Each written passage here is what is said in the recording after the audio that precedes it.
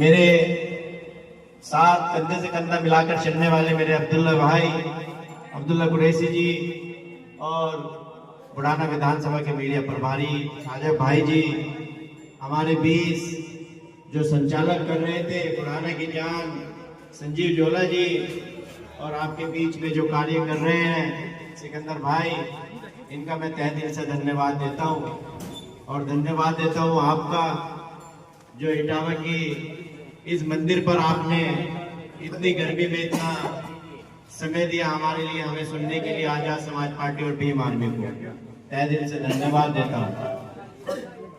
और इसी के साथ में बहुजन समाज में जन्मे संत और महापुरुषों को मैं कोटि कोटि नमन करता हूँ और बात रखता हूँ मैं आजाद समाज पार्टी और भीम आर्मी।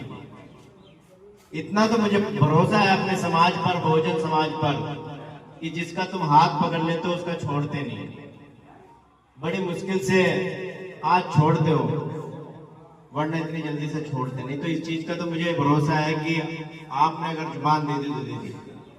लेकिन आजाद समाज पार्टी और भीम आर्मी को भी ये बताना है कि उसका दामन थामा है तो क्यों थामा। ऐसी क्या वजह है जो आजाद समाज पार्टी की तरफ झुका हुआ है, ऐसी क्या वजह है जो भीम आर्मी की तरफ जाए।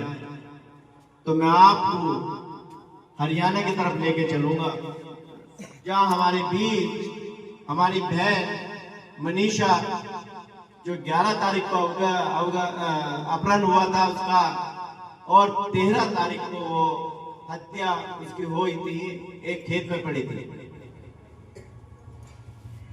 अब ये प्रकरण होने के बाद वहां की सरकार सोई हुई थी, वहां की सरकार कार्रवाई नहीं कर रही थी। और कार्रवाई जब करी जब वहां के उनके माता पिता, उनके भाई बहन, उनके रिश्तेदार, वहां के समाज के लोग सड़कों पे बैठे।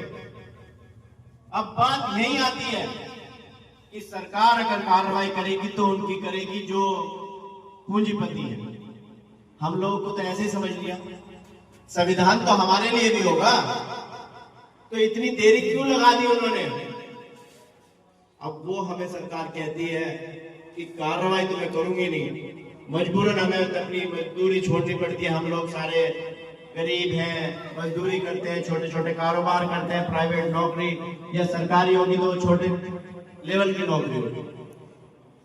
हम अपनी नौकरी छोड़े, अपनी मजदूरी छोड़े, धरने पे बैठे, 6-7 दिन खराब करे, जब जाके वो वहां की सरकार जागे। 3 बार पोस्टमार्टम हुआ उस बहन का,